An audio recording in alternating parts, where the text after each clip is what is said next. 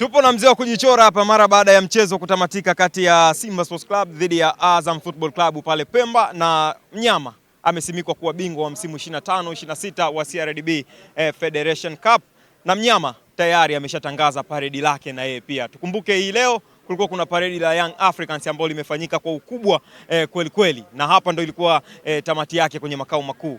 Paredi la kesho, kwanza ulivyosikia umelipokeaje?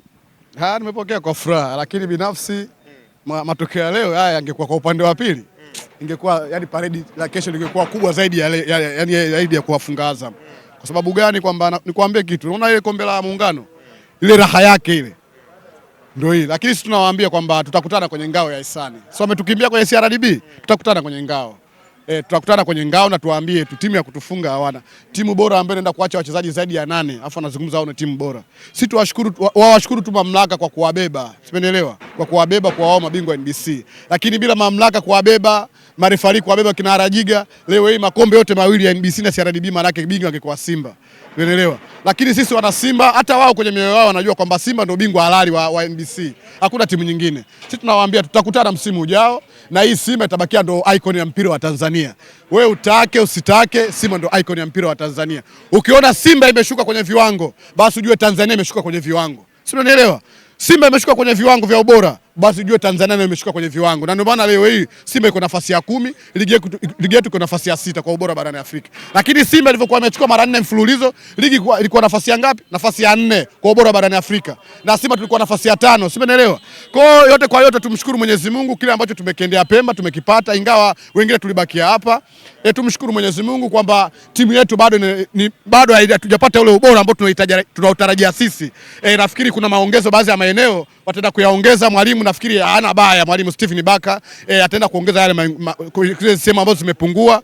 Msimu ujao itakuja Simba zaidi ya ile. Sio kujichora, tumewashuhudia Young Africans wakifanya paredi siku ya leo. Wametokea makao makuu ya TFF pale Karume, wamepita maeneo ya Kariakoo hapo mitaa ya Msimbazi mpaka kufika hapa Jangwani kwenye makao makuu yao. Lakini tuwatazame Simba vituo wanavyopita kwenye paredi lao siku ya kesho. Alafu nitakuuliza swali. Kesho wataanzia airport, watapita Tazara, wataelekea Jangwani, wataelekea Msimbazi. Kituo cha mwisho kitakuwa Coco Beach. Kwa nini Coco Beach? Young Africans sherehe imefanyika kwao na wamecheza kwao. Kwa nini nyie Coco Beach? Kwa nini Coco Beach? Kwa sababu ni eneo zuri, eneo pana ambalo lina uwezo kuingiza watu wengi. Kwa sababu ukiangalia leo tumeangalia pale mechi pale ndani ya Msimbazi, lakini eneo alikuwa lile linavyohitajika, kwa sababu sisi klabu yetu, jengo letu liko eneo la barabara kubwa, ambayo barabara inapitisha magari ya mwendo kasi, magari ya kawaida. Kwa hiyo Coco Beach ni eneo kubwa ambalo linachukua watu wengi. Kwa mimi binafsi ni sehemu mzuri, kwa sababu tumeanza sio leo kwenda kule. Tumeangalia hata mechi ile ya kimataifa tuliangalia kule. Kwa hiyo binafsi naweza nikasema ni sehemu mzuri sana kutokana na ufinyu wa eneo pale, eneo ya Msimbazi. Yeah. Lakini mnajisikiaje? Young Africans sherehe zao wanazifanya kwao, nyie sherehe zenu mnazipeleka ugenini, mnazipeleka sehemu ambayo sio kwenu. Ugenini wapi? Kule ugenini. Coco Beach sio kwenu. Ugeni gani? Wakati sote Tanzania hapa kuna ugeni gani? Sio kwenu Coco Beach. Kwetu kote ni kwetu yani. Kote ni kwetu. Kwani Mwembelanga si kwetu? Mbona tumeshawahi kufunga screen pale? Kwani Mbagala ni kwetu? Mbona tumefunga screen? Simbazi ndo nyumbani kwenu. Yaani popote sisi tunapoweka kambi ni kambi, kwa sababu eneo lote ni la kwetu sisi. Mbona leo tumefunga screen pale Msimbazi? Si ndio hivyo? Hawatujafunga pale screen. Imefungwa screen. Watu hawajaangalia. Kwa hiyo sisi hawezi kutupangia mtu tuweke wapi screen. Popote ambapo tunahitaji sisi tunaweka. Kwa sababu tumeona Coco Beach ni eneo kubwa, watu wakafurahi, wakaogelee baada ya kupata ubingwa wa halali, ubingwa ambao hauna kinyongo, ubingwa ambao umesuhuzisha moyo, sio ubingwa wa mipango, ubingwa kwa unajua. Ni kuambia kitu kimoja, klabu ya Young African Modern Taarab wajanja sana. Ndio maana leo ukiangalia hata viongozi wa Young African Modern Taarab waangalie uongozi wao wa mipango, usimenelewa. Engineer sikaitwa kwenye kamati ya maadili, hajaitwa? Ameitwa. Na tumeona wamepigwa milioni ngapi awamu ya kwanza? Milioni 30. Awamu ya pili milioni 100. Kwa hiyo klabu inaendesha kiuni. Kwa hiyo sisi kwenda kupanga kwenda Coco Beach kwenda wapi, sisi hatuwezi kutupangia, kwa sababu eneo la Coco Beach ni eneo kubwa ambalo litachukua watu wengi. Msimbazi leo tumeangalia mpira, lakini eneo sio kubwa kama Coco Beach. Kwa hiyo binafsi nadhani nikasema ni eneo zuri sana kwa sisi wana Simba. Baada ya kuangalia sherehe zile za parade yetu, tunaenda kuogelea kule. Wengine hatujawahi kufika bichi, siku nyingi tunaenda kuogelea baharini mle. Simeelewa. Kwa hiyo mimi nawapongeza Simba kwa kutupeleka Coco Beach. Young Africans wanajisifu na kuwa na ufahari wa eneo, wanakuwa na kwao, lakini Simba mmekuwa kama watoto yatima. Eneo gani kwani ingenyesha mvua angeweka hapa shehe wangu? Ingenyesha mvua angeweka kambi hapa leo. Hapa ingenyesha mvua asingeweka kambi kwa sababu hili ni eneo la maji. Tumeelewa? Yaani mvua ingenyesha na ndio maana mpaka leo wanaongopea uwanja. Mpaka leo hapa uwanja hauwezi kujengwa hii. Iwe jua iwe mvua uwanja hauwezi kujengwa eneo hili hapa. Tumeelewa? Yaani sawa sana watoto wa kuku wanadanganywa kila siku. Unajua mashabiki wa Yanga African Modern Club wengi wao hawajielewi kwamba nini. Leo hii unaweza kujenga uwanja hapa. Wewe unaweza kujenga uwanja hapa. Hapo unaweza kujenga uwanja wa mpira. Unaniuliza mimi? Ndio nakuuliza unaweza kujenga uwanja wa mpira. Sema hakuna kinachoshindikana chini ya jua. Sasa kwa uwanja hapa hawezi kujenga. Kwa sababu eneo halitoshi kwanza kwa kujenga uwanja. Simenelewa. Leo hii ile daraja halijaisha pale. Simenelewa. Ile daraja likiisha hapa eneo la uwanja haliwezi kupatikana. Sababu hapa ni mtoni. Hela ya kujenga hapa hao. Wana hela magoloro shehe utajenga uwanja hapa wewe. Lakini kesho hapa bado kuna jambo. Young Africans wanasema sherehe bado zinaendelea. Kesho kutakuwa kuna supu hapa. Kwa upande wa wanachama na mashabiki wa Young Africans wanakusanyika hapa. Lakini nyie mtakatiza mitaa hii. Ni kama mnakuja kuharibu shughuli ya watu.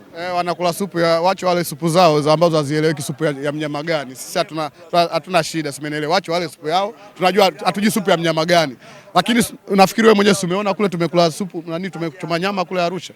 Mbuzi. Lakini hawa supu zao manake ni kafara hizo, mnyama hajulikani. Kwa hiyo sisi kesho tutapita hapa Jangwani, tutaenda Coco Beach, tutaenda kula.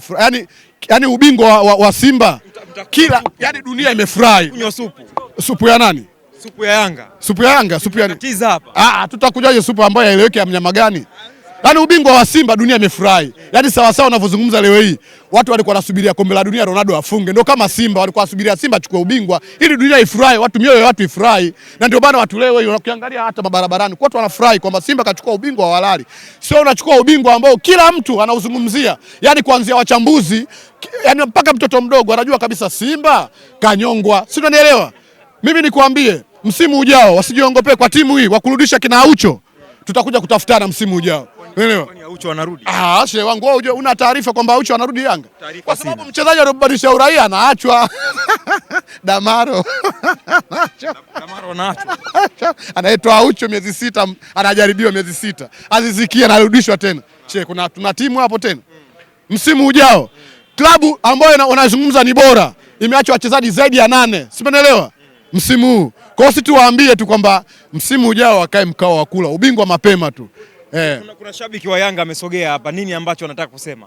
Hana cha kuongea. Karibu. Asante sana. Kwa majina naitwa Baraka John. Mimi ni mshabiki wa Yanga. Mimi nyumbani ni Mwanza. Niko hapa kuanzia mechi ya KMC Mwenge na Nandi. Na mnapiga milioni 100. Hiyo. TRA.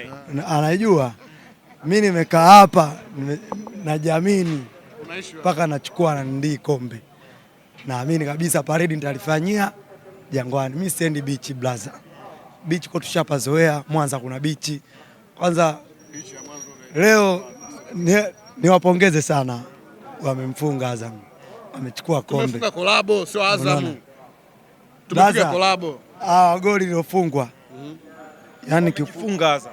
Hawajafunga goli hawa. Sasa si ndio hivyo? Azam wamelipa kisasi walichofanywa Mkapa, wanakumbuka hiyo. Dawa ile. Mimi nishukuru Mungu. Kesho wana sherehe yao, sawa? Na sisi kesho tuna sherehe yetu hapa. Mimi nataka niwakaribishe waje wanywe supu hapa. Saa 12 tu. Washafika hapa wanakunywa supu fresh, unatulia tumboni kwanza hapa nakaa sawa. Kupita na paredi lao wakumbuke kunywa supu. Supu kwanza wapite hapa. Wanywe supu. Supu ya nyama gani? Kuna ng'ombe, kuna mbuzi, kuna nyama pori. Kichwa chake. Brother, Yanga wanachinja ng'ombe. Wewe umeona kichwa chake? Brother, mimi ni Msukuma.